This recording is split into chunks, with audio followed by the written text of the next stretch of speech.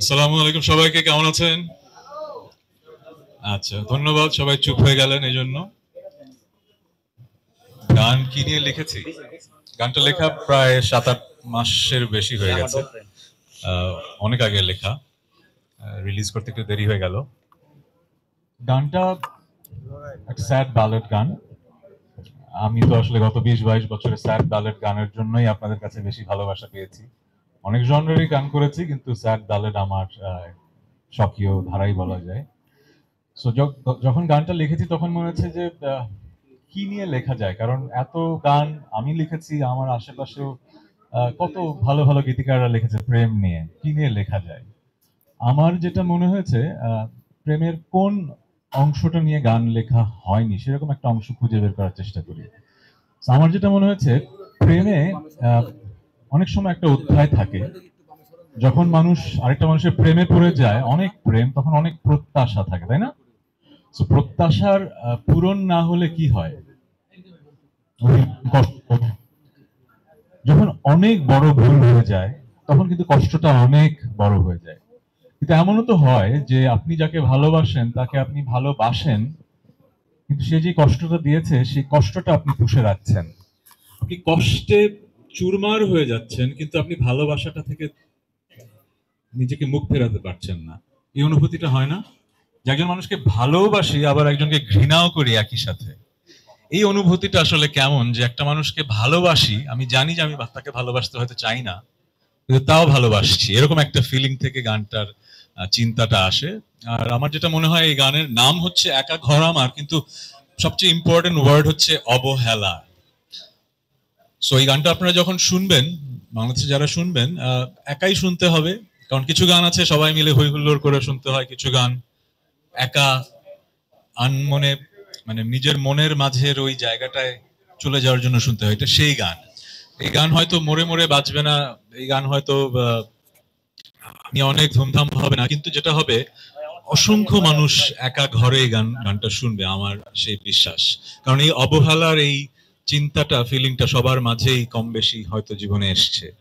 আর যেটা হয়, আমি গত 20-22 বছরে অনেক গান করে যেটা বুঝতে পেরেছি, আমরা এখন পুঁজিবাদের সমাজে বসবাস করি, তো আমরা কাটতি খুঁজি, কিন্তু কাটতি খুঁজতে যে যে জিনিসটা হারিয়ে ফেলি, আমাদের শ্রোতা ভক্তদের সাথে একটা বন্ধন। যেটা হয় কি, একটা গান যখন লিখি, সুর করি বা মিউজিক করা শেষ হয়, এটা অনেক ইমোশনের ব্যাপার। এই ইমোশনটা যখন গানের মধ্যে আমরা ঢেলে দেই, সেটা যখন একজন শ্রোতা তার কানে শোনেন, সেটা তার ভেতরে যখন দাগ কাটে, তখন আমার সাথে তার একটা অদৃশ্য বন্ধন তৈরি হয়। এই বন্ধনটা যুগ যুগ ধরে থাকে, কিন্তু ওই একটা গান অথবা 10টা গানের জন্যই। সো কাটতির জন্য অনেক গান হয়, মিলিয়ন মিলিয়ন ভিউ হয়, কিন্তু মিলিয়ন ভিউ এর মাঝে কিন্তু ওই বন্ধনটা আসলে তৈরি হয় না। সো আমি আসলে যশ খ্যাতি এত পেয়েছি, আমি কাটতি চাই না সেটা আমি বলছি না, কিন্তু আমি আসলে এই জায়গাটাতে খুব বেশি আমার প্রেম, যে আমার এই গানটা কি আমার ভক্তের মনে আমার সেই বন্ধনটা তৈরি করবে কিনা। কারণ আমি যা ফিল করেছি, লিখেছি, সেটা ওনারা বুঝতে পারছেন কিনা। আমি ধন্যবাদ জানাবো থেকে এত সুন্দর একটা প্রজেক্ট অর্গানাইজ করার জন্য। ওর সাথে আমার অনেকদিন ধরে কাজ করার কথা ছিল, কিন্তু এই প্রথম কাজ হলো। সো খুবই গুণী শিল্পী, thank you Sithi for this invitation. আর আনোয়ার ভাইকে ধন্যবাদ, অনেক বছর ধরে উনি বাংলাদেশের মিউজিক ইন্ডাস্ট্রিতে কাজ করছেন। আমি খুবই ঘর কোনো মানুষ, খুব বেশি কাজ, খুব বেশি বেশি নতুন মানুষের সাথে করা হয়নি, কিন্তু উনি ভেরি পারসিস্টেন্ট ছিলেন। So thank you very much এত সুন্দর আয়োজনের জন্য। আর সাজিদের কথা কি বলবো, আমি আমার ক্যারিয়ারের প্রথম 10-12 বছর শুধু একা নিজের সুরে গান করতাম, তারপরে সাজিদ আসার পরে আমার জীবনটা একটু সহজ হয়ে গেল। তারপরে আমার লেখা সুর করতে যতটুকু সময় লাগে, তার চেয়ে অসম্ভব বেশি রকম পরিশ্রম দিতে হয় মিউজিকটা, ট্র্যাক রেডি করতে, মিক্স করতে, মাস্টার করতে। সো সাজিদ আসাতে আমার সেই কাজটা অসম্ভব সহজ হয়ে গেছে। আর আমার আমার ধারণা না, আমার বিশ্বাস, আমার গলার মিক্সিংটা আমার জীবদ্দশায় সাজিদের চেয়ে ভালো কেউ করতে পারেনি, পারবেও না। I am grateful that he exists.